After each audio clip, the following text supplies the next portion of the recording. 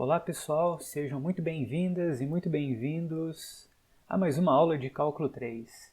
E hoje vamos falar um pouquinho sobre limites e continuidades de funções com domínio em várias variáveis, né? Um subconjunto do Rn chegando na reta.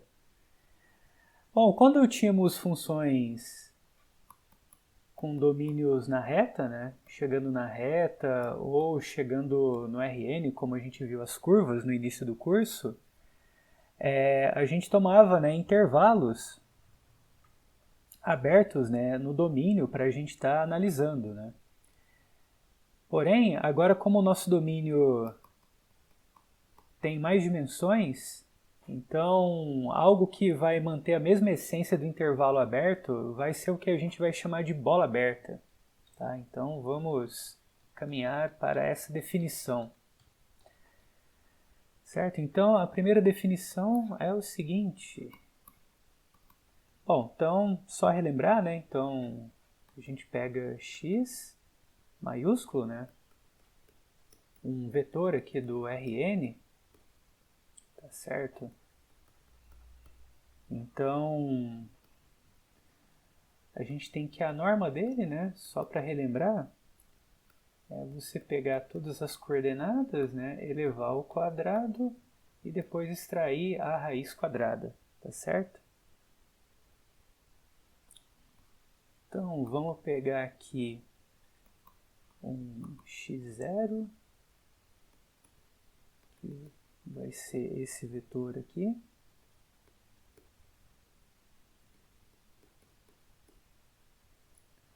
E R, um número real positivo. Tá? Então, denominamos de bola aberta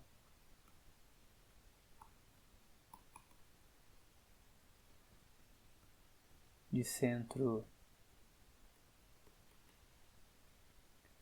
x0 e raio R o seguinte conjunto, que a gente vai representar como B, aí aqui a gente costuma colocar o centro e aqui o raio, né? Que vai ser o quê? É o conjunto de todos os pontos, né, do Rn. Então, nesse caso, lembrando que... Bom, eu vou colocar isso aqui, né, só para deixar claro que isso aqui são n coordenadas, né? Tal que acontece o quê, né? Tal que a norma, né, de x menos x0 é menor do que r, né? Então, é exatamente, né, o conceito de bola mesmo, né? De, por exemplo, se você está aqui no R2, né, e você tem A1, tem aqui, né, A1 e A2, né?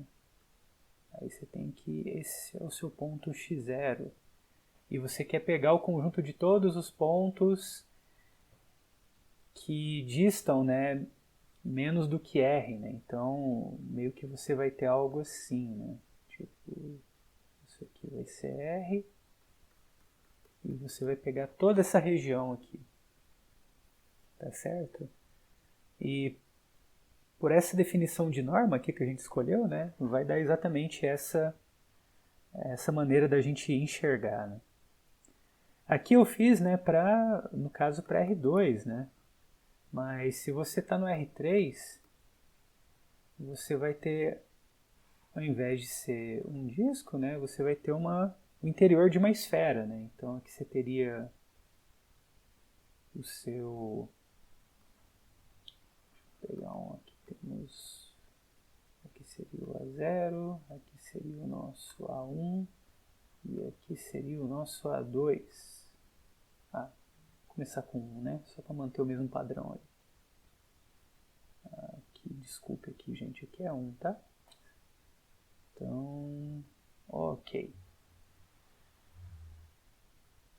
Então teríamos esse ponto aqui. E aí a bola, né, vai ser algo assim, né?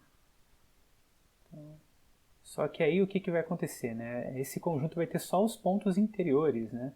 Que aqui você tem que o raio dessa esfera, né, é R, tá? Só que aí a gente está pegando só os pontos interiores, né, a casquinha não. Bom, e essa definição para a reta, será que também funciona? Sim, né, para a reta é só a gente ver que a nossa bola ela vai ser algo assim, né?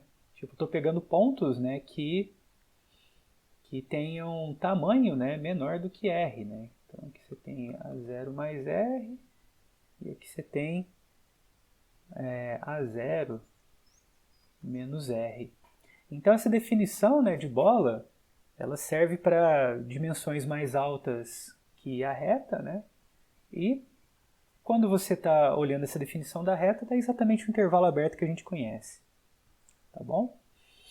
Muito bem, então, analogamente como a gente tem, quando a gente fala de intervalo aberto, a gente fala de intervalo fechado, a gente também tem o conceito de bola fechada. Que quando a gente pega o intervalo fechado, o que acontece? Você pega os pontos do extremo aqui, tá? E para a bola fechada? Para a bola fechada você inclui a casquinha também. Então, aqui é o seguinte.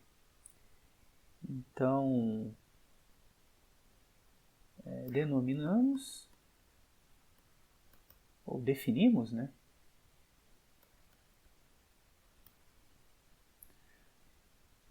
De manter o padrãozinho aqui de verde, né? Bola fechada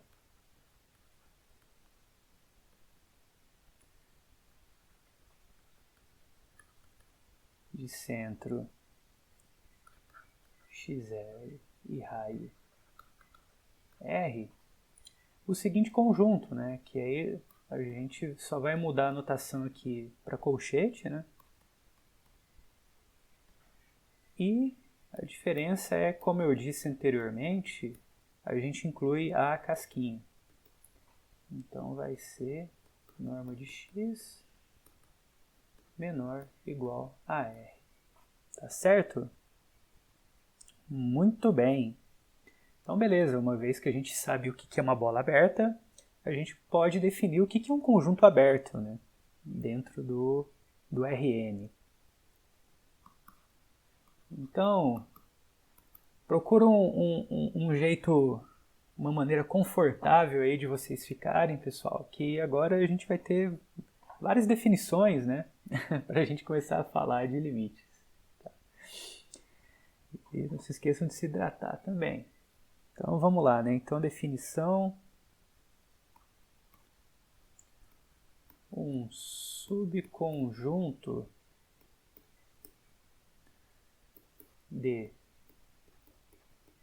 do Rn é aberto se acontecer o que, né? Quando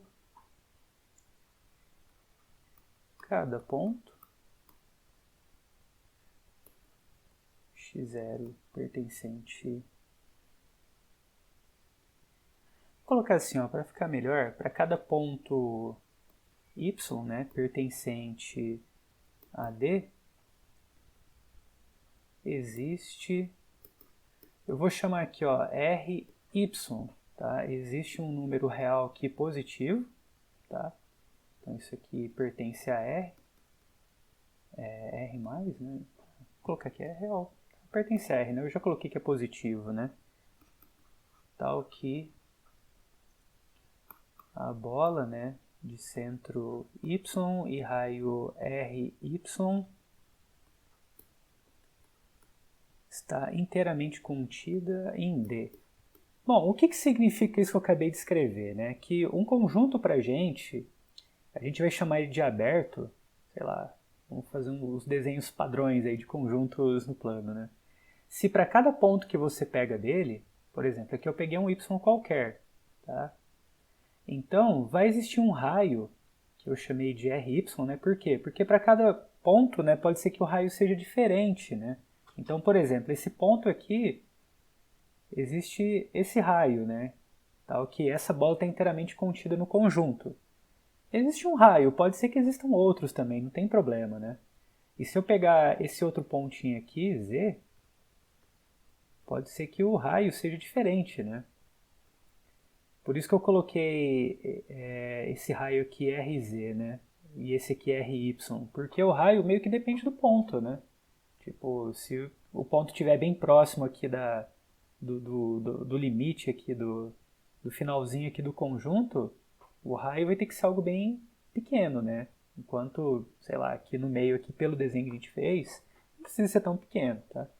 Então, é só lembrar o seguinte, olha, a gente diz que um conjunto ele é aberto aqui dentro de Rn, se para cada ponto, né, existe um raio, né, tal que a bola de centro nesse ponto e esse raio está inteiramente contido nesse conjunto. Tá? Isso é o que a gente vai chamar de ponto interior daqui a pouco também. Beleza? Então, vamos seguir. Bom, então, vamos dar um exemplo, né, do que seria um conjunto aberto. Então, como um primeiro exemplo de hoje, né, vamos ter o seguinte. Vamos considerar esse conjunto aqui como sendo dos pares que estão no plano, tais que x é maior que zero e y é maior do que zero. Tá? Bom, vamos fazer um desenho só para a gente enxergar o que é esse conjunto, né? Então a gente está no plano, tá? Faz de conta que isso aqui é um plano. E aí eu estou pegando o quê? Pontos em que a coordenada x é positiva e a coordenada y também, né? Então eu estou pegando todo mundo daqui, desse quadrante aqui, né? E excluindo isso aqui, né? E isso aqui também. Tá certo? Tá, mas como é que eu consigo montar uma bolinha aqui dentro, né? Você vai fazer o seguinte, olha, você consegue montar bolinhas bem fáceis aqui se você partir dessa ideia, ó. Pega um ponto que está aqui dentro. Então vamos pegar aqui um ponto XY. Tá? Então coordenada X aqui e coordenada Y aqui. Tá certo? E agora, o que a gente faz? A gente faz o seguinte, seja R o mínimo entre x e y, tá? Então eu vou pegar o quê? Eu vou pegar a menor distância. Porque se eu pegar a menor distância, o que vai acontecer? Tipo, essa bola aqui, ela vai estar completamente contida, né? Se eu pegar esse R aqui como sendo a menor distância. Tipo, tá, sei lá, né? Se esse X aqui, se esse R aqui for... Tá bom, você pode pegar só para ter uma sobrinha, né? Porque ele vai meio que... A casquinha vai bater aqui, né? Se caso o X for o menor, né? Mas se você quiser ter mais segurança, aí você pega e divide por 2, né? E aí, tipo, por exemplo, se o X for o menor, que no caso o exemplo dá a entender, né? Então você tem que o raio vai ser isso aqui, né? Então aí você tem que vai ser essa bola aqui, que vai estar completamente contida, tá?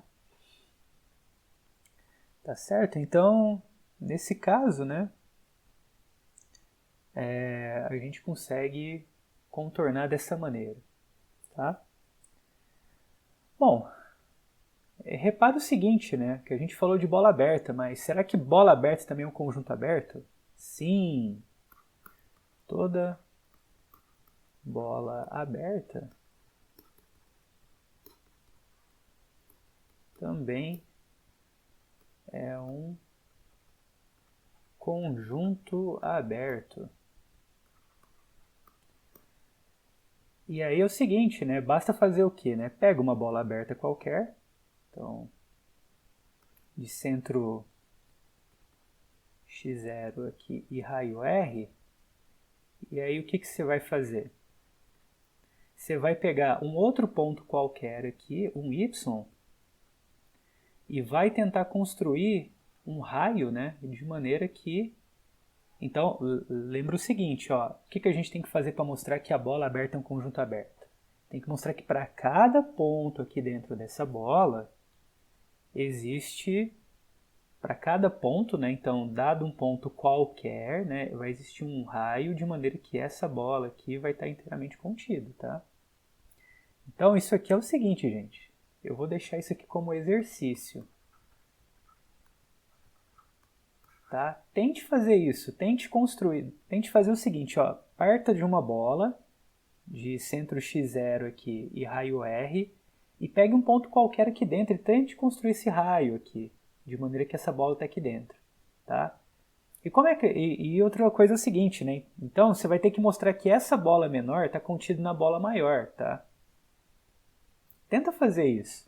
Aí se tiver alguma dificuldade, algum problema, me escreve aí no comentário ou na próxima aula a gente vê isso também, tá?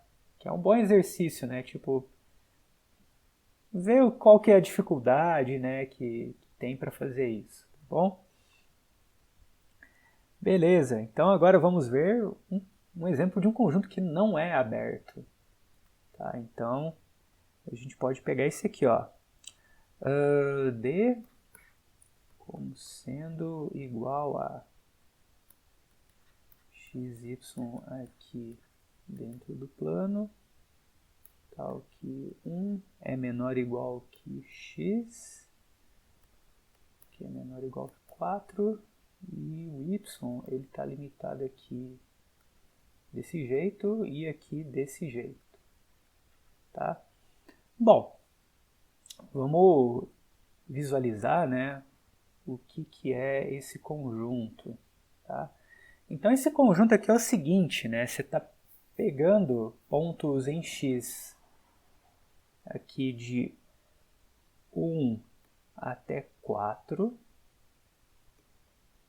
e depois de 1 aberto aqui em 1, né, até 3 fechado, tá? Então, meio que está acontecendo isso aqui, ó. Então, aqui está aberto, tá? Só que aqui está fechado, você inclui isso aqui, tá certo? Aqui está fechado também, tá? Aqui, o que acontece? Eu não estou incluindo, né, o 1, né? Então, aqui está aberto. Então, essa linha aqui toda eu não tenho, tá? Porque eu não estou incluindo a coordenada y igual a 1, tá? Mas eu estou incluindo, né, a coordenada x igual a 4. Então, fecha aqui também, tá? Então, o que acontece, ó? Se você pegar, por exemplo, o ponto de coordenada x igual a 1 e y igual a 2,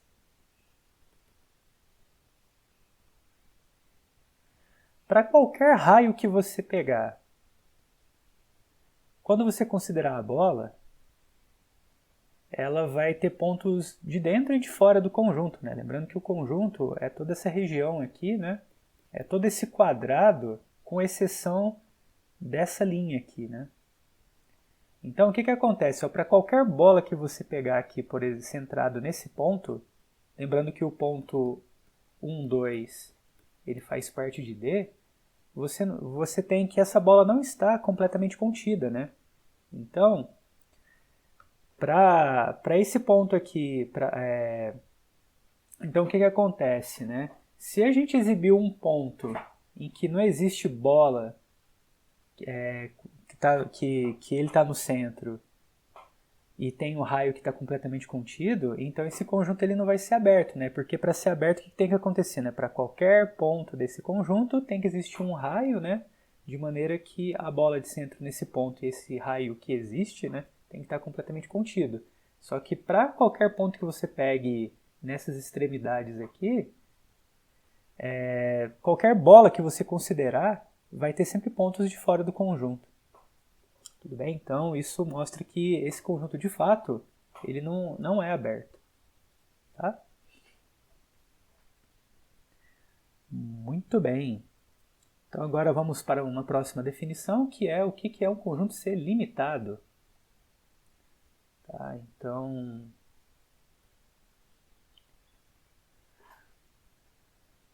definição é o seguinte.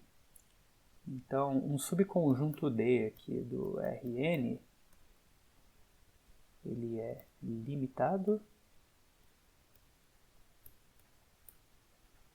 se acontecer o quê, né? Se existe uma bola aberta de raio R maior do que zero que o contenha. Tá? Caso contrário,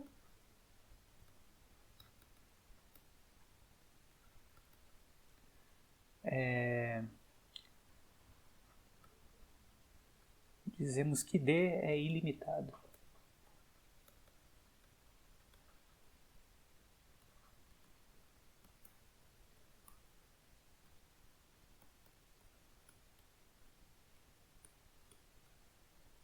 Então, é bem visual isso, né?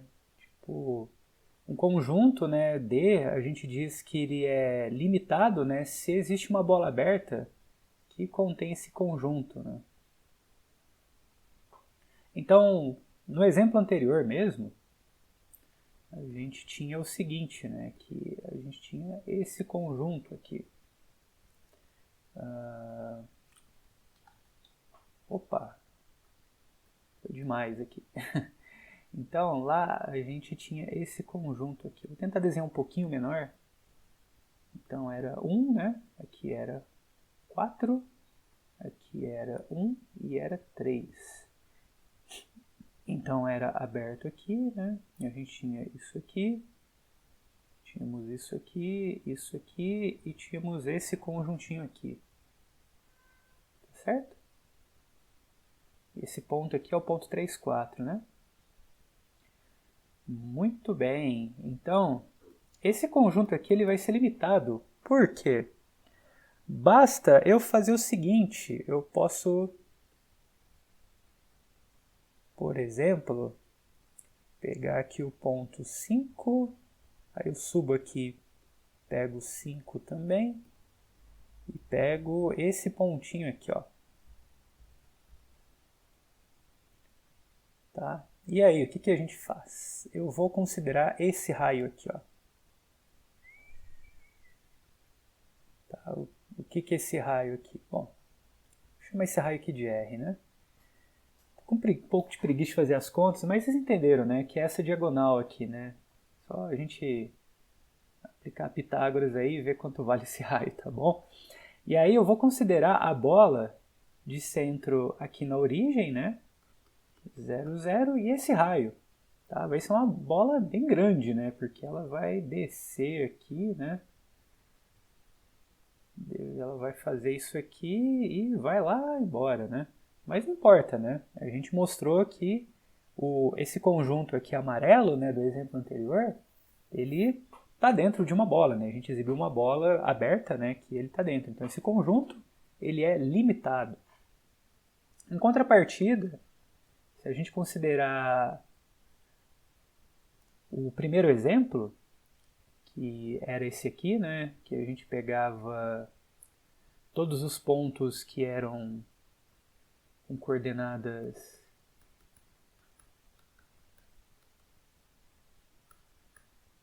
x e y maior do que zero, isso aqui o que acontece, né? A gente excluía, né, esses eixos, né, e pegava todo mundo para lá, né?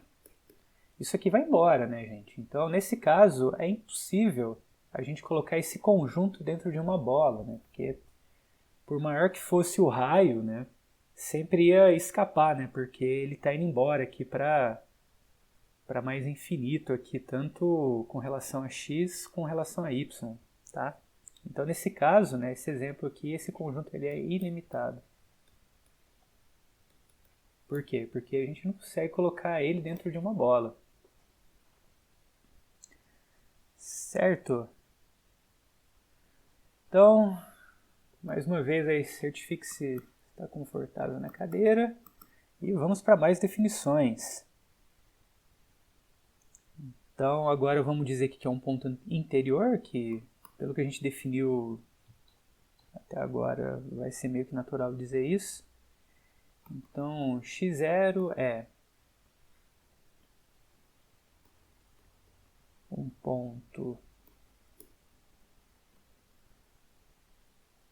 interior.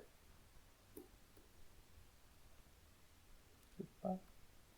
É um ponto interior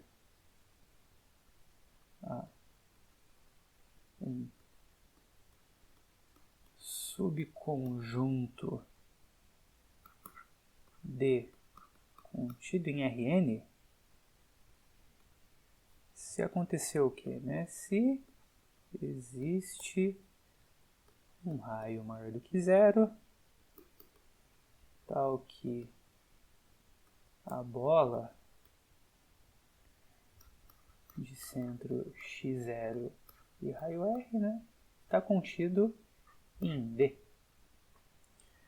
Tá? Então, ponto interior é basicamente isso aqui, né? Você tem um conjunto D, aí você tem um pontinho aqui dentro, existe um raio, né, de maneira que esse cara aqui, essa bola está inteiramente contida no conjunto, né? É basicamente você dizer que se o D, né, se todos os pontos de D são interiores, então você está dizendo que o D é um conjunto aberto, tá? Lembra o seguinte, o conjunto D possui ponto interior não quer dizer que esse conjunto vá ser aberto, tá? E como é que a gente pode enxergar isso? É só a gente voltar nesse exemplo aqui, ó, que esse conjunto ele possui pontos interiores, sim. É só você considerar, por exemplo, esses pontinhos aqui que estão fora aqui dos extremos, que basta você considerar a menor dessas distâncias aqui. E aí você consegue, né, construir um raio de maneira que essa bola está aqui dentro. Tá? Então, esse conjunto existe pontos interiores, mas não quer dizer que todos os pontos deles vão ser interiores. Tudo bem? Porque se todos os pontos do conjunto são interiores, então a gente pode concluir que esse conjunto é aberto, né? Porque é da definição de conjunto aberto que a gente viu agora há pouco. Muito bem. E se a gente tem ponto interior, a gente, por que não definir ponto exterior, né? Então, dizemos que um ponto x0 é exterior.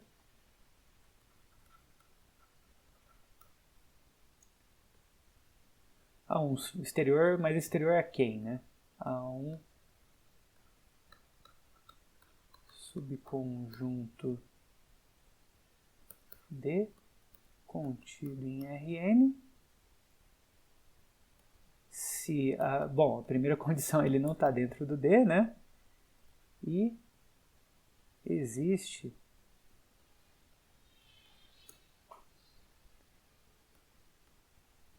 um raio R maior do que zero, tal que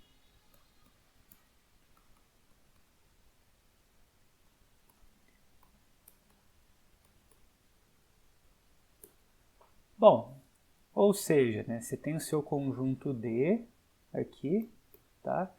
E aí você diz que um ponto x0 ele é exterior se existe um raio, né, de maneira que a bola ela está completamente contida no complementar, né? Por isso que essa interseção aqui é vazia, né? Porque os dois conjuntos não têm interseção, tá? Então, você dizer que um ponto é exterior é o mesmo você dizer que ele é um ponto interior do complementar, né, do seu D, né? Tá certo? Muito bem. Então, além disso, né, se a gente tem pontos interiores e pontos exteriores, também temos ponto de fronteira do conjunto. Então vamos lá, mais uma definição. Então, dizemos que x0 é um ponto de fronteira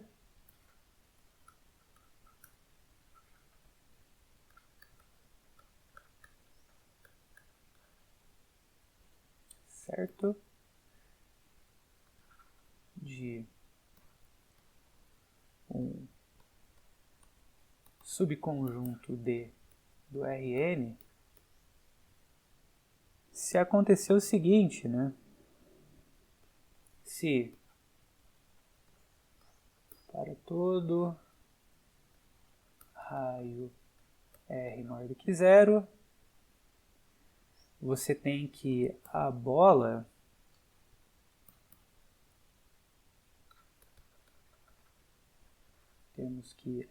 né, de centro x0 e raio R, ela intercepta o conjunto, tá?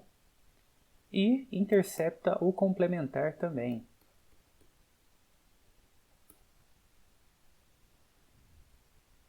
Que aqui vou chamar de Rn menos D.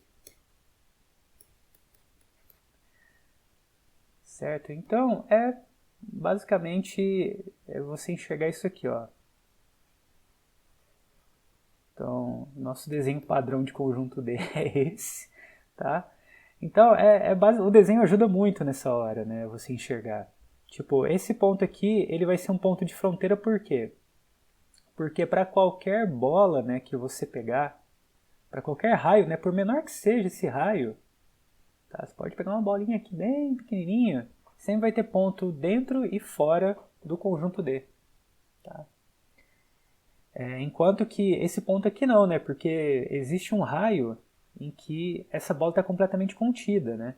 E esse ponto aqui também não, né? Porque existe um raio, né? De maneira que a bola está completamente contida no complementar. Mas isso aqui não, né? Tipo, para qualquer raio que você pegar, sempre vai ter pontos dentro e fora, né, do conjunto. Então, aí temos o nosso ponto de fronteira.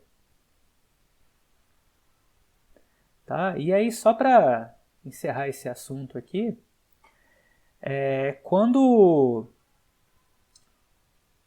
aconteceu o seguinte, ó, quando todos os pontos de fronteira do conjunto pertencem a ele, a gente diz que esse conjunto é fechado, tá? Então vamos anotar isso aí, ó. Então dizemos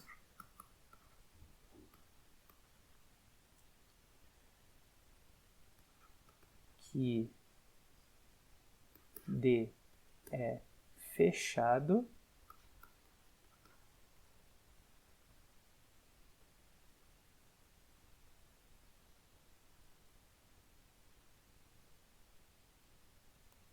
se acontecer o seguinte.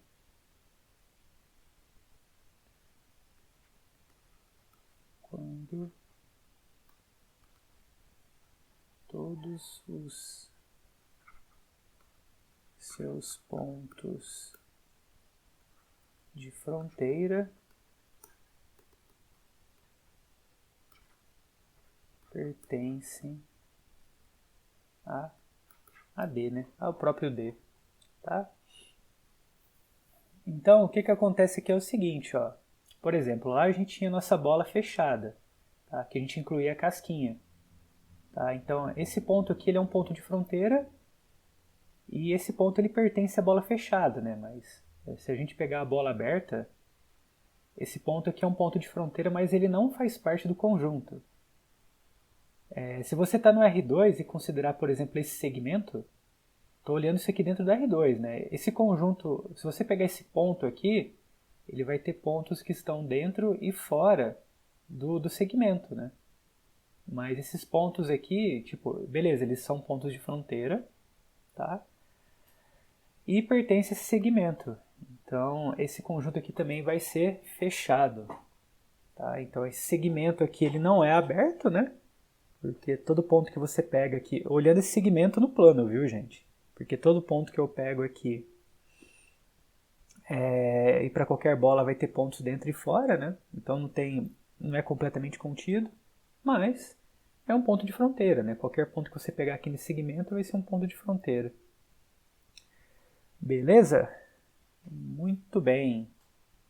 Então agora, com isso, né, a gente pode estar falando sobre limites de funções aí de várias variáveis. Então, vamos para a definição.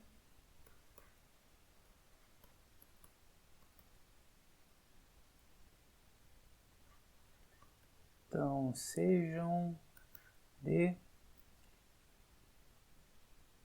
um subconjunto aberto de Rn e f uma função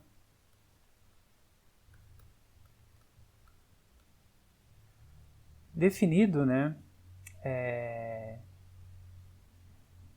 em D chegando em R, tá? Exceto possivelmente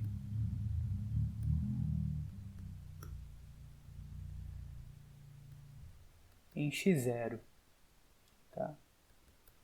Pode ser que essa função não esteja definida em x0 e não é um problema, sabe? Porque a gente quer um limite, né, tendendo a esse ponto x0, tá? Beleza, então com isso dizemos que f possui limite L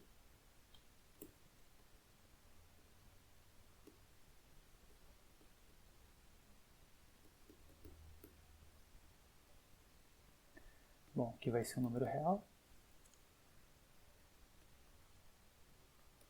em torno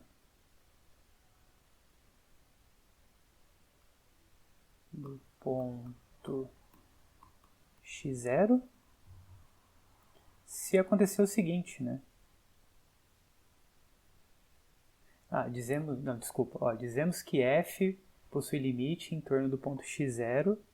Então, vamos mudar a notação aqui primeiro. Então, isso aqui, né, x tendendo a x0. Nesse caso aqui, esse x, né, ele é um ponto do Rn aqui, né, um ponto... Então, eu tenho vetores que estão aproximando aqui do x0, né? Do vetor x0. Então, esse limite é igual a L, né? Se acontecer o quê, né? Se dado epsilon maior que 0, qualquer, tá? É basicamente a mesma definição, né, para funções reais, só adaptando para esse contexto de dimensões um pouco mais altas, né? Existe um número real delta maior que 0, tal que se x pertence à bola, né, de centro x0 raio delta, então f de x pertence, né, ao intervalo aberto L menos epsilon e L mais epsilon. Certo? Então, aqui é o seguinte, mais uma vez, né, o desenho pode ajudar bastante a gente entender esse fenômeno. Então, aqui temos o nosso domínio D, tá? Pode ser que o nosso x0, ele, sei lá, esteja fora aqui, né, de D. Sei lá, vamos supor que ele está aqui e esse ponto aqui não está em D, tá? E, ok, suponho que isso aqui é o nosso Rn, né, apesar de fazer esse desenho do plano. E aqui a gente tem nossa f, tá? Então, o que está acontecendo aqui, ó? Está falando o seguinte, ó, que f, né, possui limite L, que vai ser um valor aqui na reta, se dado epsilon maior que 0, quando a gente considerar qualquer intervalo aqui ao redor de L, então aqui a gente tem isso aqui, tá? O que vai acontecer, né? Vai existir um delta, tal que quando eu pego a bolinha aqui de centro x0 e raio delta, para qualquer ponto que eu pegar, tá? A distância, né, desse ponto, qualquer ponto que eu pegar, f desse ponto, né, vai cair exatamente aqui dentro.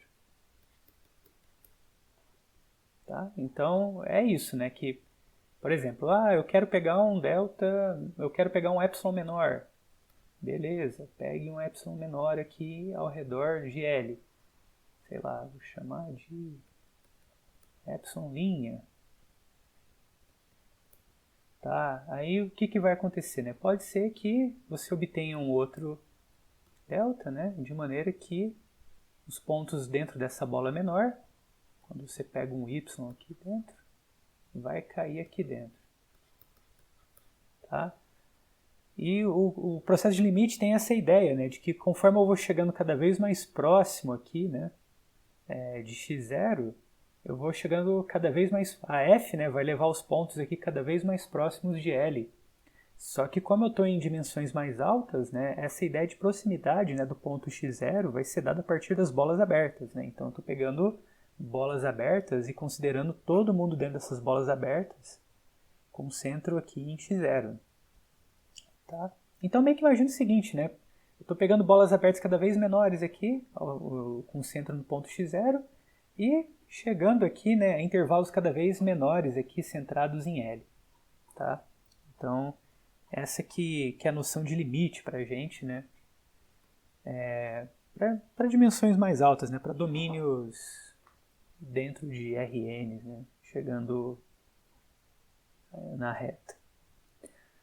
Tá, então vamos ver alguns exemplos, né, de como a gente pode estar mostrando, né, o limite a partir dessa definição que a gente acabou de escrever.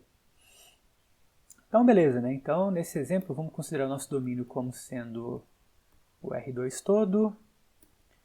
O nosso x0 vai ser o ponto 00. O x aqui é só para não ficar escrevendo esses pares, né? Então, é um ponto qualquer aqui do R2, tá? E a nossa função em questão aqui vai ser essa daqui, ó. x² mais y², tá? E aí a gente vai mostrar o seguinte, a gente vai mostrar aqui limite para quando x tende a x0, ou você pode estar escrevendo no lugar aqui de x tende a x0, isso aqui é só uma notação mais econômica, viu, gente? Mas também aparecer assim é a mesma coisa, tá? Então, beleza, né? Então, esse limite aqui de x mais y², isso aqui é igual a 0, tá? A gente vai mostrar isso aí, tá bom? Tá, então qual que é o truque, né, pra gente estar mostrando esse limite? A gente tem que traçar uma relação entre epsilon e delta, tá? Por quê? Porque para cada valor de epsilon eu preciso obter um delta, tá? Isso pode ser meio confuso, né? Na verdade foi confuso para mim também quando eu vi pela primeira vez, mas a ideia é essa, né? Você traçar, né, uma relação entre as duas coisas. E funciona mais ou menos assim, ó. A gente quer fazer isso aqui, ó. A gente parte do... A gente escreve assim, ó, f de x menos o L, né, que é o limite em questão, né? Então, eu vou colocar que o limite nosso que a gente quer mostrar é o 0, tá certo? E aí agora a gente desenvolve o que isso significa. Então, a definição aqui de f de x é essa, né, x² mais y², tá? Menos o 0. E agora, a partir disso, eu tenho que buscar uma relação usando o delta, né? Só que o delta lá, o que a gente quer, né? A gente quer pontos, né, que estejam na bola, né, de centro x0 e raio delta, né? E o que é essa bola, né? São pontos, né, que acontece isso aqui, ó, x menos x0 é menor que delta. Tá? Então, vamos tentar enxergar isso aqui dentro. Tá? Bom, aqui até que está mais ou menos razoável, né? Porque isso aqui vai ser o quê? Né? Vai ser basicamente isso aqui. Que é o quê? Né? Que é a norma de x, né? Ao quadrado. Tá? Que é a mesma coisa, né? A gente pegar a norma de x menos 0,0 ao quadrado, né? E isso aqui é o que, né? É a norma de x menos x0 ao quadrado. Olha só, então a gente estabeleceu uma relação, né? Com f e com o ponto, né? Supostamente na bola, né? Então o que acontece, ó? Se eu pegar agora x menos x0 menor que delta, o que eu preciso fazer, né, para colocar um epsilon aqui? Ó, repara o seguinte, né, aqui está elevado ao quadrado, então vamos elevar ao quadrado esse aqui também, tá? E agora vamos fazer o seguinte, o que acontece se eu chamar isso aqui de epsilon? Bom, se eu chamar isso aqui de epsilon, aí tá tudo bem, né? Porque o que acontece? Se eu chamar isso aqui de epsilon, desculpa, isso, eu vou ter que, isso daqui tudo é menor que epsilon, né? E, consequentemente, desculpa, isso aqui tudo é menor, isso, é menor que epsilon, né? E, consequentemente, isso aqui vai ser menor que epsilon também. Tudo bem, pessoal? Tá, então isso significa que para eu chamar isso aqui de epsilon, né? Então eu tenho que tirar a raiz quadrada disso aqui tudo para deixar bonitinho com cara de norma, né? Então olha só, então basta eu fazer isso aqui, ó.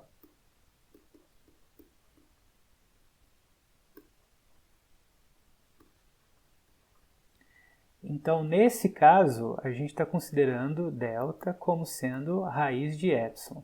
Então vamos recapitular o que aconteceu. A gente partiu disso daqui, tá? E fomos trabalhando aqui. Tá? Até chegar nessa parte branca aqui, tá bom? Só que aí o que eu quero descobrir? Eu quero descobrir qual que é o raio da minha bola, tá? Vamos olhar para o desenho lá. Eu quero descobrir qual que é o raio da minha bola, de maneira que todos os pontos que estão aqui dentro da minha bola caem nesse intervalo. Aí você vai notar o seguinte, olha, isso aqui, se eu pegar se eu pegar isso aqui tudo e colocar menor do que epsilon, porque isso aqui tudo é igual, certo? Significa que f de xy, aqui em módulo, né, é menor que epsilon. Tá? Muito bem, se eu pegar isso aqui menor que epsilon, beleza, né? Então, o que acontece, ó? Vamos fazer o seguinte, aí a gente chegou nessa parte que deu isso aqui, tá? Que está quadrado, né? Aí eu quero que isso aqui seja menor que delta, né? Então eu elevei quadrado tudo para ficar igual isso aqui. E aí eu chamei isso aqui de epsilon. Então significa o quê? Né? Que se eu pegar x dentro da bola centrado em x0 e raio raiz de epsilon, o que significa se eu pegar um x aqui dentro? Significa que norma de x menos x0 é menor que raiz de epsilon. E se eu tomar e elevar ao quadrado essa desigualdade, eu vou ter isso aqui, né? Que x menos x0 ao quadrado é menor que isso aqui, tá? Mas se isso aqui acontece, isso aqui a gente viu que é igual, né, a f de xy menos zero. Tá? Então, isso aqui é igual a isso. Então, se isso aqui acontece, significa que isso aqui é menor que epsilon. Tá? É meio estranho, né? Porque a gente faz meio que um pensamento do fim para o começo, né? Em geral, quando a gente aprende a demonstrar esses limites, né? Você faz meio que um raciocínio ao contrário, né? Você vai abrindo isso aqui, né? Vê o que dá o seu delta, e aí você começa a demonstração, né? Tipo, olha, seja delta igual a raiz de epsilon, tá? E aí o que acontece, né? Então, para x pertencente à bola de centro x0 e raio delta, isso implica que a norma de x menos x0 é menor que delta, tá? Aí você continua, né? Como delta é igual a raiz de epsilon, então x menos x0 elevado ao quadrado é menor que epsilon. Aí aqui você conclui, né? Porém, como f de x menos y aqui é igual a isso aqui, e por sinal isso aqui é menor que isso, segue que o limite de x tendendo a x0 de f de x aqui, né? Lembrando que esse x maiúsculo é o par xy, é igual a... aqui no nosso caso é zero mesmo, né? Isso, a gente quer mostrar que é zero. Isso. Foi isso que a gente fez, né? Que esse cara aqui é o nosso L, né? Então, ok? Então, em geral, funciona assim, né? A gente faz todo essa engenharia reversa aqui, né? Para você descobrir o valor de delta. E aí, a demonstração mesmo começa aqui, né? Você limpa toda a sujeira que você fez e aí você já parte disso aqui, ó. Olha só, né? Mas quando eu pedir para vocês mostrarem isso, né, eu quero que vocês mostrem isso aqui também, viu? Porque eu quero saber de onde veio esse delta em função de epsilon, tá? É treino, viu, gente? E é um tempinho também para amadurecer as ideias, né? Que leva um tempinho, mas é normal, viu? Então vamos ver mais um exemplo para fixar um pouquinho melhor essas ideias. Então agora a gente vai considerar o nosso domínio como sendo R2 menos 00 e f de xy como sendo xy dividido por x quadrado mais y ao quadrado. Olha só, nesse caso, né? Bom, a gente tem que a gente está tirando o zero aqui do domínio, né? Só que aí o interessante é mostrar o limite justamente nesse ponto que não está no domínio. Ó, aqui eu já estou escrevendo diferente. Ó. Aqui eu já estou colocando que o limite, né, de x, y tendendo a 0, 0 dessa função, ela vai ser 0. Tá? E aqui é a mesma coisa, né? A gente vai partir do f, né? Então a primeira coisa que a gente vai fazer é descobrir, né, o que é isso aqui para o nosso L em questão. Só que o nosso L aqui em questão é o 0. Tá? Então, aqui f de xy, escrever esse y melhorzinho, menos 0. E vamos abrir isso aqui, né? Então, isso aqui vai ser xy,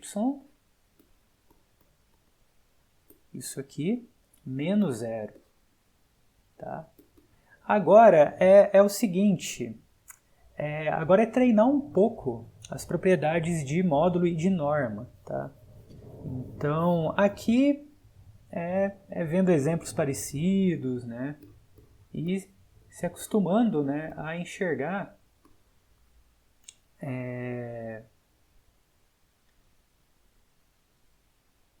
vou fazer um passo a mais aqui. Tá? E se acostumando a enxergar, né, algumas propriedades, tá? Então, beleza, a gente tem isso, correto? Então, vamos lá. Ó. Aqui eu vou escrever isso aqui de novo, tá? Que o módulo ele quebra na multiplicação, tá? E aqui a gente tem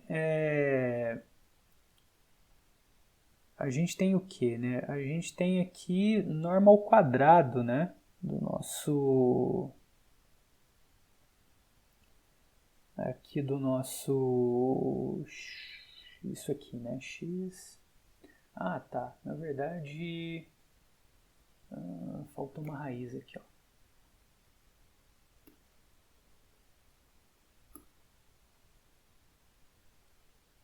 Certo? Beleza. Que agora vai ficar bonitinho aqui, ó. Porque com a raiz, isso aqui vai virar o módulo, né? Então aqui temos um módulo disso, tá? E é o seguinte, né? O módulo de x e y é o que, né? Vou escrever aqui no cantinho, né? Isso aqui é x² mais y² tira a raiz, tá?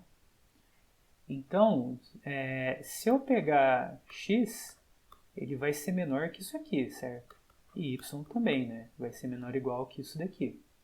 Tá? Porque aqui eu estou somando, né, os dois, e aqui eu estou levando o quadrado tirando raiz, né? Então, ele sozinho, né, vai ser menor que isso aqui tudo, tá? Então, mais um dos truquezinhos, né? Então, isso aqui é menor ou igual que isso daqui, que multiplica, ó, isso daqui é porque x é menor do que a norma aqui, tá? E agora isso aqui porque y é menor que a norma também. Certo? E aqui embaixo, né, a gente tem isso daqui, ó. A gente tem a norma também. Tá? E aí a gente pode cancelar esse com esse. E no fim das contas a gente tem isso aqui, norma de xy. Tá? Que vai ser igual a norma de xy menos 0, 0. Muito bem, então, novamente, né, a gente estabeleceu uma relação do f, né, com a norma aqui do ponto, né. E agora uma relação até mais tranquila do que a do exemplo anterior, porque o que acontece? Eu quero que isso daqui seja menor do que epsilon, né. Então basta tomar isso aqui menor do que epsilon, né. Então nesse caso a gente tem que o delta realmente vai ser igual ao epsilon. Então, aí você começa na página seguinte, né? Como é que a gente mostra que esse negócio é contínuo? Desculpa, contínuo não falei de continuidade. Como é que a gente mostra que o limite ali dá zero, né? Então, você coloca assim, ó. Basta tomar epsilon maior do que zero e considerar aqui você pode considerar isso aqui que está tudo bem também, né? Na verdade tem que ser positivo, né? Tá, você pode dar uma folguinha, né? Não precisa ser necessariamente igual, né? Mas você tem essa liberdade aqui também. Lá também teria aqui em cima, né? Eu poderia considerar isso aqui também assim também, tá? Que não haveria problema, né?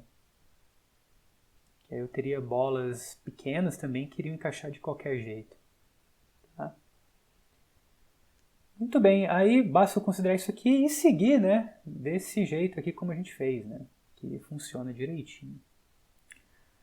Muito bem. Então, beleza, né? Então, até agora a gente viu limites, né? E a gente poderia ter uma pergunta bem honesta, né? Que seria a seguinte, né? O que significa a função não ter limite em L em torno de x0, né? No caso, né? Então, vamos escrever isso aqui. Né? Então, temos uma pergunta, né? Pergunta. O que significa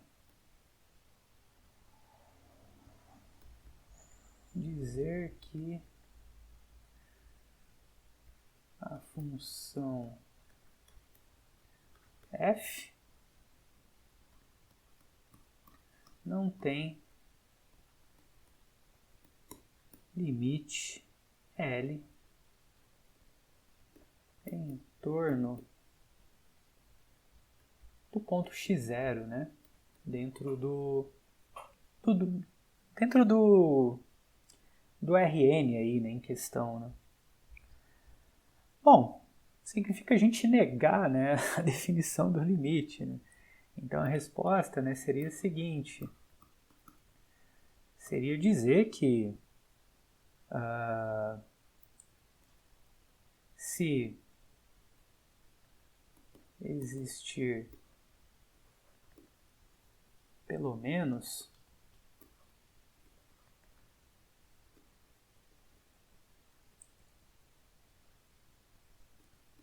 um delta maior do que zero, tal que para toda bola aberta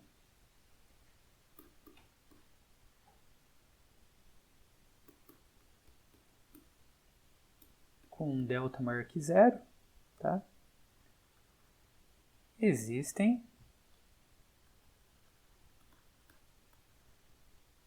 o M ficou meio longe aqui, ó. Existem pontos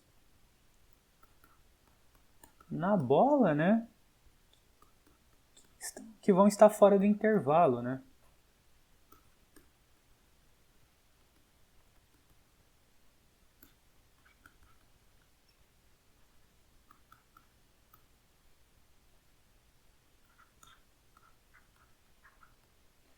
Tá? Então significa o seguinte, né, que existe um epsilon, né, um raio aqui desse intervalo. Bom, estou olhando aqui em torno do... Bom, sei lá, temos o nosso domínio aqui, estou olhando aqui em torno do nosso ponto x0, tá? Então, significa que para qualquer raio, né, que eu pegar, sempre vai ter um pontinho, que esse pontinho aqui ele vai ser levado para fora aqui do intervalo, né? Então, se eu pegar aqui uma bola menorzinha, então vai existir um pontinho que ele vai ser levado para fora do intervalo para dado um epsilon, né? Então, isso significa você negar, né, o limite. Significa dizer, né, que f não possui limite nesse ponto L. Tá? Então, vamos ver um exemplo. E o legal é o seguinte, né, que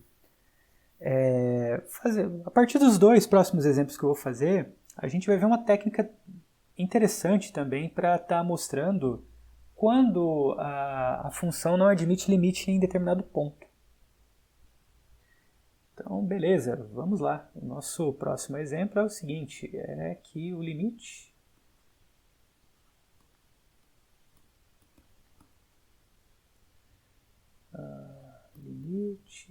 aqui de x0, x aqui para esse aqui, né, que é 0, 0.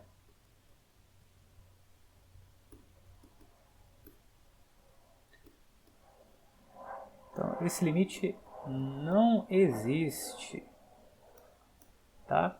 Então, o que a gente faz? Vamos supor que existe e tentar chegar numa contradição, né? Então, suponha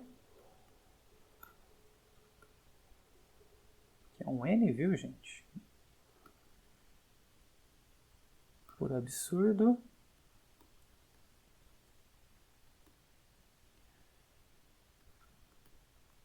Que o limite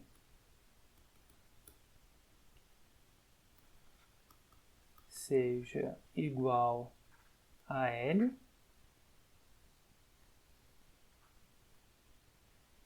E vamos fazer o seguinte, ó. Vamos fazer um desenho aqui só para ajudar um pouco. Então vamos lá, ó. Eu estou olhando o limite tendendo aqui para o ponto da origem, né, o ponto 0, 0. Então, se você olhar sobre o eixo x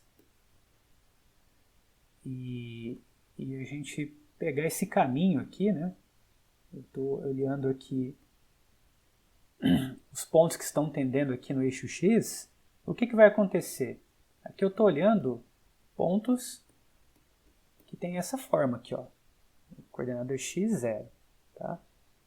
Então, se eu pegar f de x0, isso daqui vai me dar o quê? Né? Vai me dar x menos 0 dividido por x mais 0. Então, isso aqui... Ó, e eu estou pegando... Aí não importa, né? Eu posso estar vindo daqui para cá também. Mas que também vai dar a mesma coisa, né? Então, aqui, isso aqui vai me dar 1. Tá? E agora, o que eu vou fazer? Agora eu vou ver aqui com relação ao y. Então, com relação ao y, vou mudar a cor aqui, pegar um laranja. A gente vai ter que esses pontos aqui, né, são dessa forma, tá? Então, a f de 0y é... aqui a gente vai ter 0 menos y dividido por 0 mais y, tá? E aqui o que acontece? Não importa, né, se está vindo por cima ou por baixo, né? Que quando um é positivo, o outro vai ser negativo, né? Então, no final das contas, você vai ter que isso aqui vai ser igual a menos 1, tá? Então, agora, beleza, né? A gente fez essa análise, né? E agora a gente tem que tomar o epsilon, que vai dar problema. Então, por exemplo, a gente pode tomar esse aqui, ó. Tome epsilon igual a... vou colocar aqui, ó. E aí, daqui a pouco eu explico por que eu coloquei esse valor aqui, ó. 1 menos L dividido por 2. Tá? Então vamos lá, ó. Então a gente tem que... O que acontece? Ó? Agora vamos pegar e olhar isso daqui, ó. x0 menos L. Isso aqui vai ser igual a... Aqui vai ser 1 menos L. Tá? E isso daqui vai ser maior que o nosso epsilon, tá? E agora vamos fazer a mesma coisa com o outro ali, ó. 0y menos L, que vai dar o quê, né? Vai dar menos 1 menos L, que vai ser isso daqui. Eu vou isolar esse menos 1, tá? Eu posso tirar aqui para fora, e isso aqui vai ser positivo. Então, isso aqui vai ser igual a isso daqui, que vai ser maior do que epsilon. Tá, então o que aconteceu? O que acontece aqui é o seguinte, né, que quando eu estou aplicando o limite, né, por esse caminho, indo para 0, esse limite aqui vai dar menos 1, né? E quando eu aplico por esse caminho aqui, esse limite dá 1, tá? Então é por isso vai falhar, né? E aí o que aconteceu? Eu só peguei o que falha aqui e tirei, né, o L, tá? Que aí você vê o seguinte, olha, como isso aqui vai dar 1, como isso aqui vai dar 1, é só eu pegar... Isso aqui vai dar 1, certo? Então é só eu pegar um número que seja menor do que esse. Que aí ele vai cair fora. Tudo bem, gente? Aqui a gente tem que... Esse limite não funciona, né? Tipo, não existe, né? Por quê? Porque a gente mostrou que... Bom, para qualquer raio suficientemente pequeno que você considerar aqui, sempre vai ter pontos aqui, né? E aqui dessa forma, né? Dessa e dessa, e sempre vai ser maior do que esse epsilon que a gente escolheu aqui. Tá? Então, beleza. Vamos ver agora um outro exemplo para ajudar a ilustrar. Então, o próximo exemplo aqui vai ser o seguinte. Então, o limite, né? Agora, x tendendo a 0, 0 de novo, né? Para x, y. Olha só como é que uma raiz quadrada faz diferença. Ó. Lá a gente mostrou que quando a gente colocou raiz quadrada lá em cima, esse limite existe, né? Agora não. Então, o que acontece? A gente pode tentar, né, e fazer uma mesma análise, né, para o que a gente fez agora há pouco, né? A gente pode pegar caminhos e ver o que acontece, né? Vamos fazer o seguinte, né? Vamos pegar os mesmos caminhos aí, né? Então, aqui a gente vai pegar esse caminho e vamos pegar esse caminho aqui também, né? Então, aqui a gente tem pontos que têm a forma x0 e aqui eu tenho pontos que têm a forma 0y e vamos aplicar e ver o que acontece, né? Se vai dar algo diferente de... sei lá, né? Se vai dar coisas diferentes, né? Então vamos lá, ó. Se a gente calcular aqui ao longo do eixo x, isso aqui vai me dar, olha só, vai dar 0, né? Porque vai zerar aqui em cima. E se eu pegar ao longo do eixo y, o que vai acontecer, né? Vai zerar também. Puxa, então, beleza, né? Você tem o seguinte, que você tem que um caminho aqui está dando 0, o outro caminho está dando 0 também. Se a gente conseguir um outro caminho que dê diferente, aí a gente tem que o limite já não existe. Tá? Como a gente fez aqui em cima, né? A gente pegou... aqui a gente fez a demonstração um pouco mais rigorosa, mas essencialmente a gente pegou dois caminhos, né? E mostrou que dá diferente o limite, né, nesses dois caminhos. Bom, eu tenho que dar um jeito, né, de cortar em cima e embaixo em termos de x e y. Então, eu não posso ter algo que zere aqui em cima. Então, beleza, né? Vamos considerar um outro caminho que passe aqui pela origem, né? Que é onde o limite está em questão, que vai ser dado, né, pela diagonal, por exemplo. Então, vamos considerar aqui coisas que têm essa cara aqui, né? Por exemplo, xx ou yy, né? Aí você escolhe, né? Então, nesse caso aqui, a gente vai ter o seguinte. Então, aqui a gente vai ter que f de xx, por exemplo, vai ser o quê, né? Vai ser x quadrado dividido por x à quarta mais x à quarta. Então, aqui eu vou ter x quadrado. Ah, perdão, aqui não tem nada de quarta, não. É porque aqui eu tenho o x aqui da primeira coordenada, né? E aqui o x da segunda coordenada. Tá? Então aqui embaixo eu tenho que 2x². Aí você cancela o x² com x², né? Porque eu estou tendendo a 0, 0, né? Então eu estou supondo que esse x aqui mesmo, ele não vai ser igual a 0, né? Porque eu estou pegando ele tendendo, né? Ou por cima aqui ou por baixo. Então eu posso cancelar. E aí no final eu tenho que isso é meio. Tá? Então o que acontece? Que como eu tenho que em caminhos diferentes eu vou ter que vai dar valores diferentes, então quando eu tender aqui por esse caminho vai dar diferente de 0, né? Vai dar meio, né? Então no caso esse limite aqui ele não vai existir ao redor aqui do ponto 0, 0. Tudo bem, gente? Então vamos seguir. Bom, então como é de se esperar, né, aqui a gente vai ter as famosas propriedades envolvendo limite, né, que você pode quebrar limite na soma, no produto.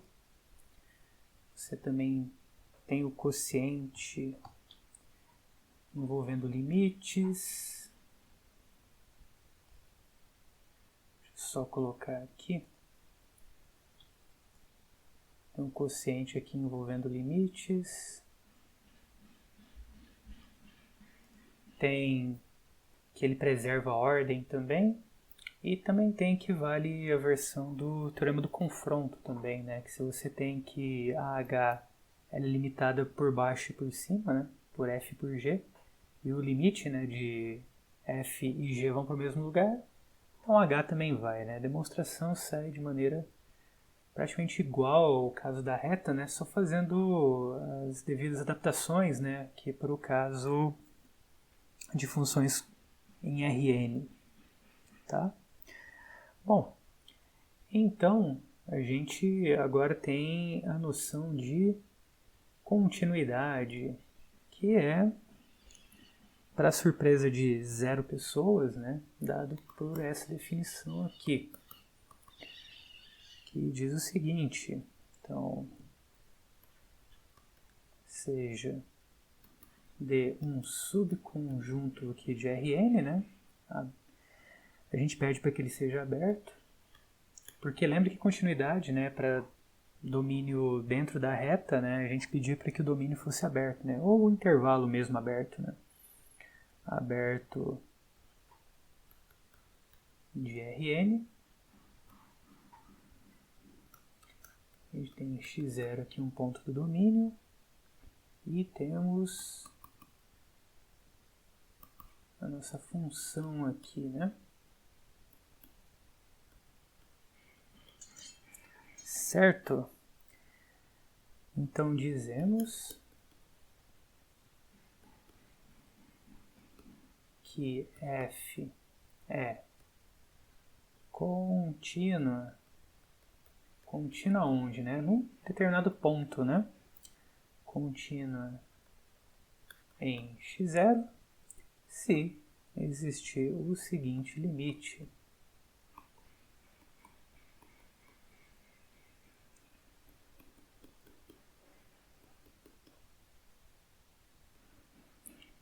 Desculpa, que é f, né?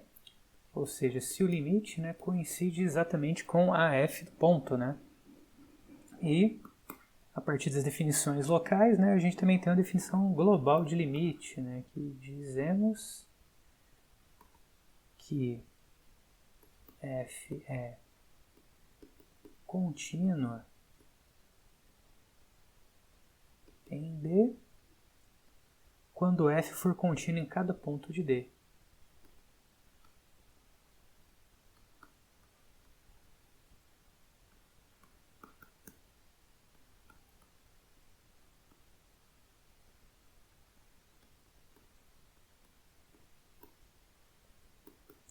Certo? Agora vamos ver alguns exemplos, né, de funções que são contínuas em determinados pontos. Então vamos começar, né, com essa função aqui.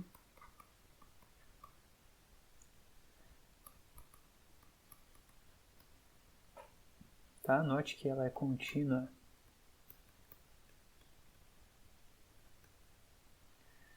ponto 0, 0, né? Porque se a gente calcular o limite,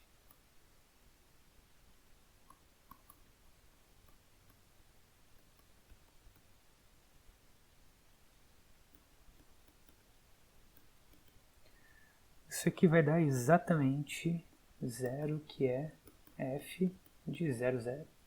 Tá? Bom, um exemplo que a gente acabou de ver, né, de função contínua é essa daqui, né? Que é f de xy, que é igual a xy dividido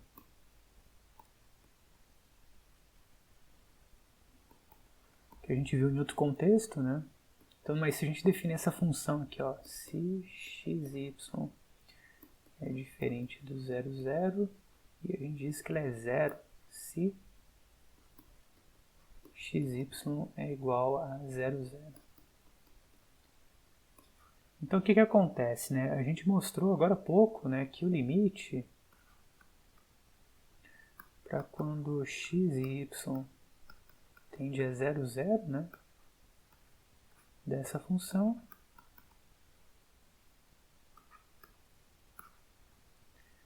é exatamente igual, né, a 0, que é igual ao f de 0, 0 segundo a nossa definição.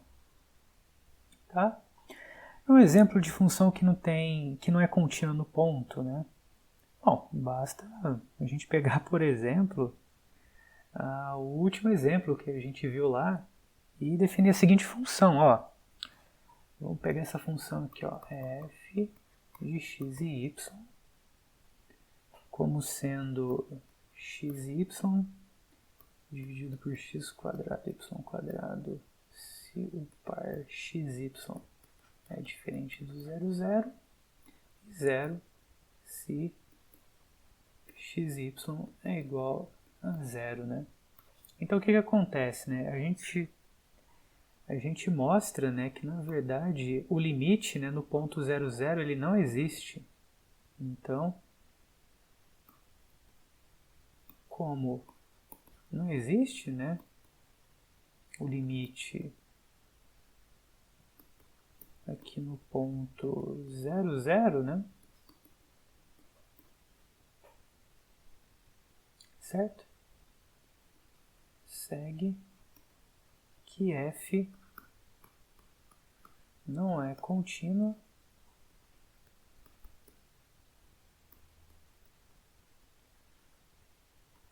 no ponto 0, 0. Beleza, pessoal?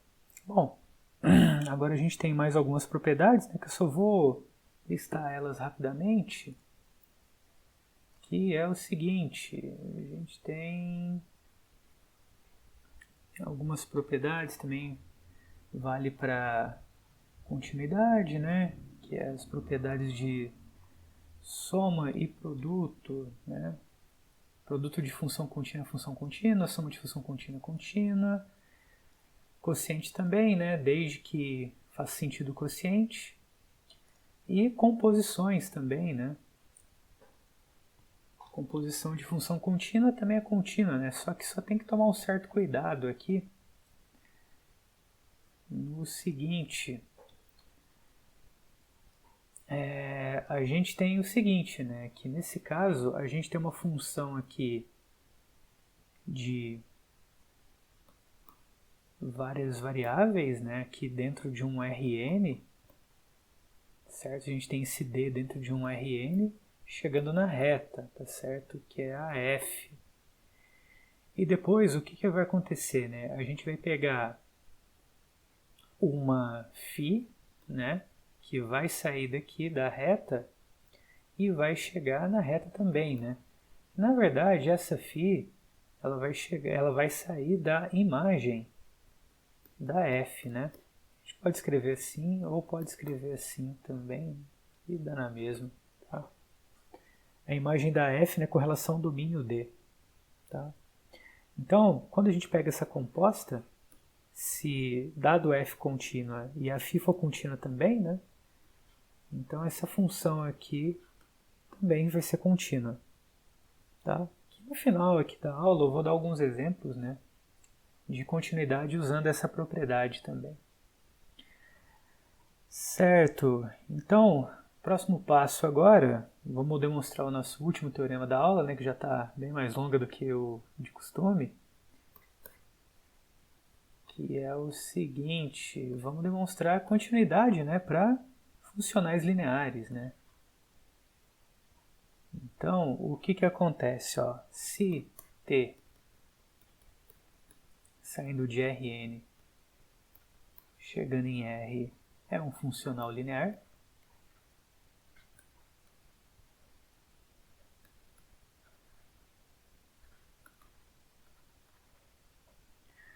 então vale as duas propriedades, né? A primeira é que quando você pega aqui a norma disso aqui, módulo, né, na verdade, né, que a gente está olhando isso aqui na reta, isso aqui é menor ou igual, né, a um k que multiplica, que é o que a gente chama de propriedade de Lipschitz, né? Isso. Para todo x pertencente e para algum k real. Tá? E a segunda propriedade é o seguinte, né, que vai ser consequência dessa, né, que t é contínua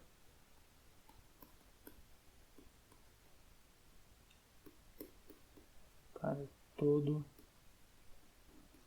ponto de Rn. Então a primeira coisa é o seguinte, né, vamos refrescar a memória e do que é um funcional linear. Funcional linear é um nome diferente para a nossa velha conhecida, que é a transformação linear, né? Então isso aqui não é nada mais, nada menos que uma função que satisfaz as seguintes propriedades, né? A primeira propriedade é que ela vai levar o vetor nulo aqui, né, no zero. Ela é linear para constante, né? Então, se a gente tem algo assim, né, tipo constante que multiplica x1, blá blá, constante que multiplica xn, né? Então, você pode fazer isso daqui.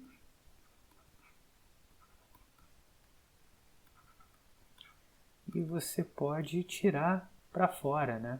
Então, deixa eu chamar aqui uma outra lousa. Então, você pode tirar a constante para fora.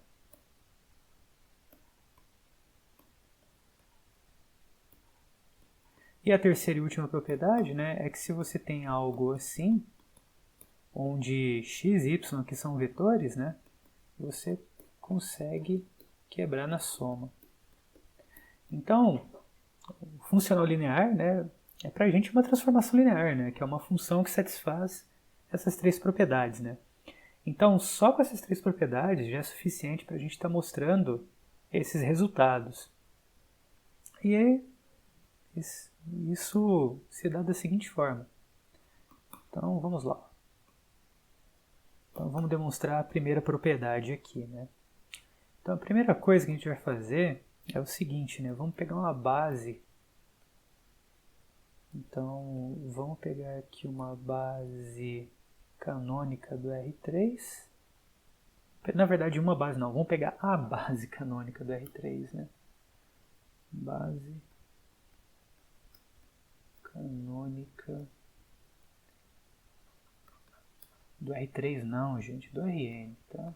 Tô com o R3 na cabeça, não sei porquê. Então vamos lá, ó. Se o x for igual a esse vetor aqui, então, né, a gente pode escrever o x em termos de vetores básicos, né? Então a gente pode estar escrevendo ele dessa maneira, né? Então existem, né, esses x1 e xn, né, pertencente aos reais, de maneira que a gente consegue escrever ele dessa maneira. Tá? Então, eu escrever t de x é a mesma coisa que eu escrever t de x1e. Isso aqui são vetores, viu, gente? Tá? Então, é o seguinte, ó, eu posso escrever dessa maneira. Aí eu posso quebrar na soma, né? Então, eu vou ter aqui n somas. E posso quebrar, né? Eu posso tirar essas constantes para fora, né? Porque o que acontece é o seguinte, que esses x's aqui são números reais, né? Enquanto esses ei's aqui, né, são vetores, né? Então eu posso escrever assim, ó, x1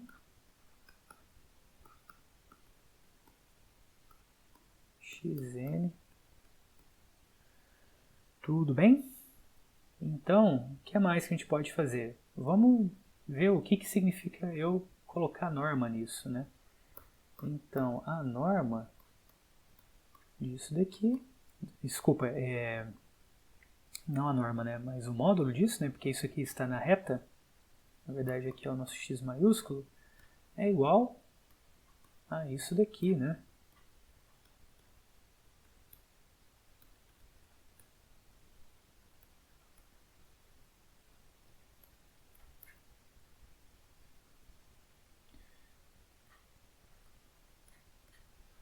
Tudo bem? E o que mais, né, que a gente pode escrever? A gente pode escrever isso da seguinte maneira, né? A gente pode quebrar isso na desigualdade triangular, né? Então isso aqui vai ser menor ou igual que... Eu já vou quebrar aqui no produto também, tá?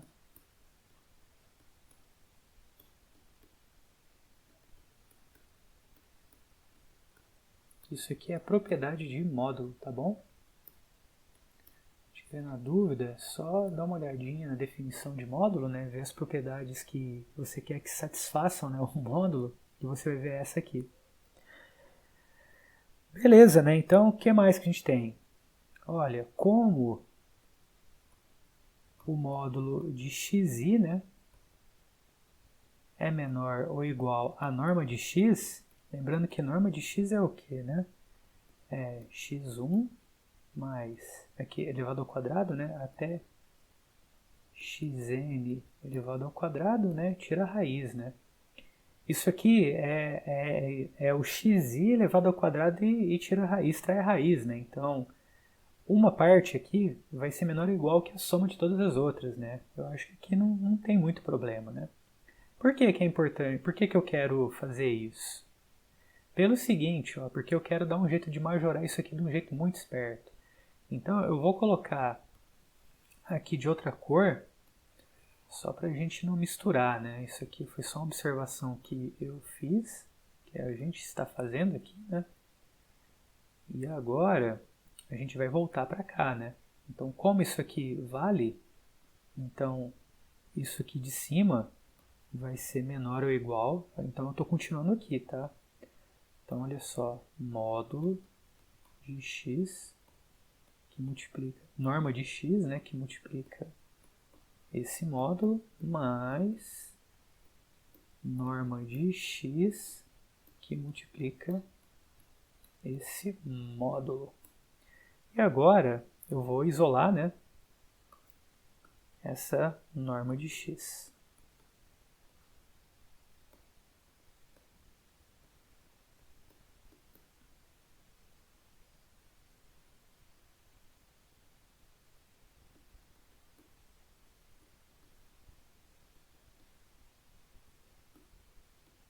Faltou uma barrinha aqui. Tá. E agora, o que a gente faz para terminar e deixar bem bonito? A gente faz o seguinte, né? A gente vê quanto que dá esse valor aqui e chama de k. Tá? Então, no fim das contas, a gente tem o que a gente queria, né? Que t de x é menor ou igual, né? Que k que multiplica isso aqui. Tá certo? Muito bem. E como é que a gente usa isso para mostrar o item 2? Para mostrar o item 2 é o seguinte, né? É só a gente lembrar, né, que a gente quer mostrar algo assim, né? Eu quero dar um jeito, né, de ver, né, de trabalhar um pouco com isso, né, e tentar achar a relação disso com a norma, né, com do x menos o x0, né, que eu quero achar a bola, né. Então aqui a gente escreve assim, ó, eu vou usar a propriedade da linearidade, né, que tanto faz a soma ou a subtração, né, a gente pode passar aqui para dentro, tá? A gente acabou de mostrar que isso aqui é menor ou igual que 1k, né? Que multiplica isso aqui. Olha só que interessante. Então, se a gente tomar isso aqui menor que delta, tá?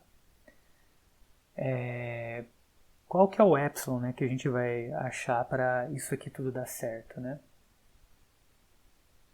Eu vou ter que chamar isso aqui o delta vai ser quanto, né? Bom, basta tomar delta como sendo epsilon sobre k, tá certo? Porque o que acontece, ó, se isso aqui é menor que epsilon sobre k,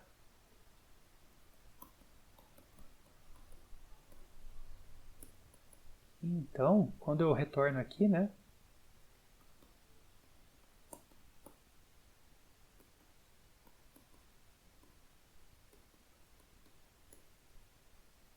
que é exatamente epsilon, tá? Então, sempre quando você tem algo que tem essas condições aqui, né, que você tem uma constante, né, que multiplica isso aqui, você sempre pode atribuir, né, o delta como sendo epsilon dividido por k, né?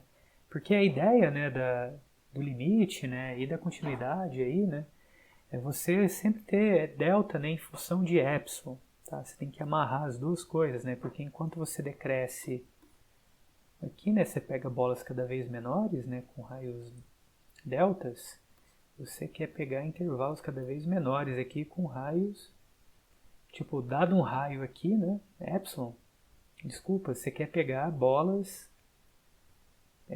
dado raios cada vez menores aqui, né, epsilon, você quer pegar bolas cada vez menores também, de maneira que isso aqui cai aqui dentro, né. Então, você sempre quer estabelecer essa relação, né, entre epsilons e deltas, né, deixar o delta em função do epsilon. Tá certo? Então, muito bem, né? Então, com isso, a gente tem de quebra muitos resultados, né? O primeiro deles é o seguinte: se a gente pegar as funções projeções, por exemplo, aqui, isso vale em Rn também, tá? Mas vamos pegar aqui na reta mesmo, né? Então, o que essa função faz, né? Ela pega e faz a projeção na primeira coordenada, tá? E vou pegar uma outra projeção aqui que faz a projeção na segunda coordenada.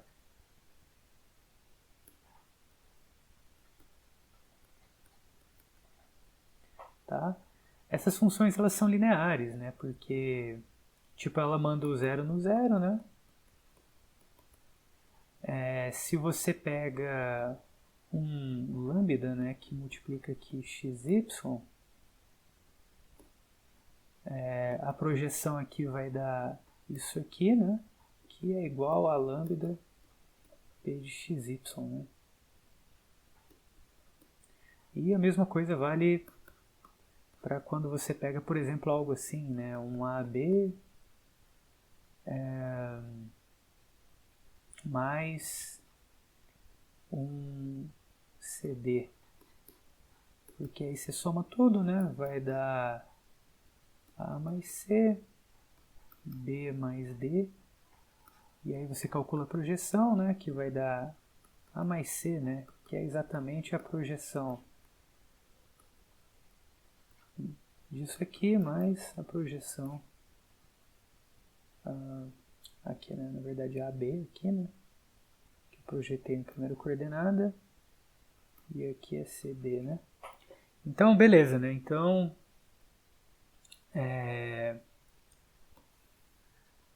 como a gente tem, né, que isso aqui é um funcional linear, isso, a mesma coisa vale para isso aqui também. Então a gente tem, pelo que a gente acabou de mostrar, né, que tanto P1 quanto P2 são contínuas, né?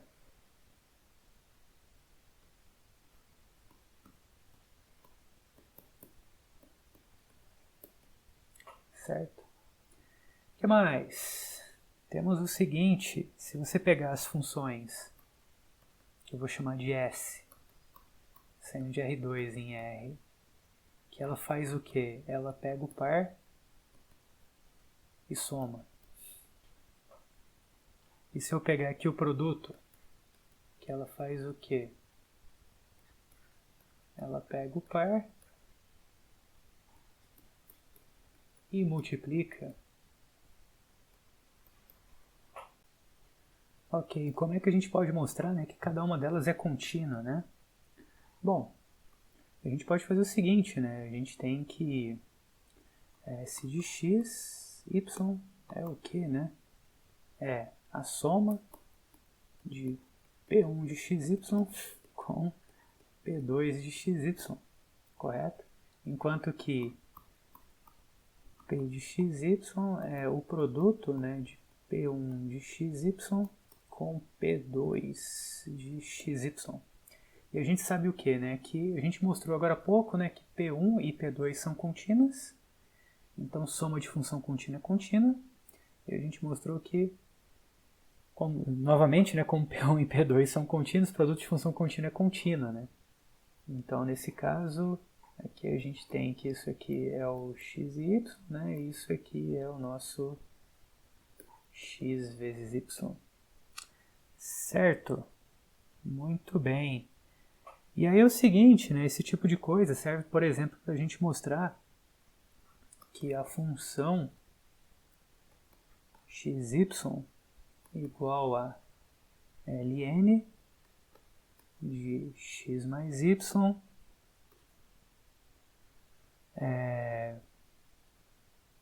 deixa eu ver se tem mais alguma coisa aqui. Bom, com x e y maior do que zero, né, para fazer sentido, ela é contínua. Por quê? Né? Porque a gente tem que a função... Porque isso aqui é uma composição de função, né? A gente está compondo ln, né, com a função soma. Tá certo? E como ln é contínuo, né? E a função soma a gente viu que é contínua, então composição de função contínua é contínua. Tá certo? E um outro exemplo é essa função aqui, né?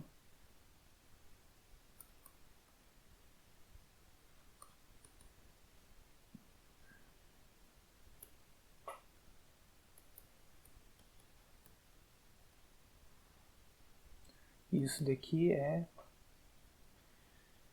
o seguinte, né?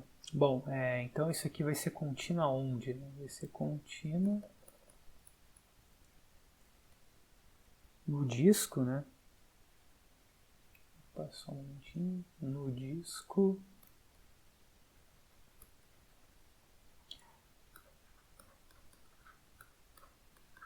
Certo? Bom, é só você notar o seguinte, né? Que as funções aqui, né?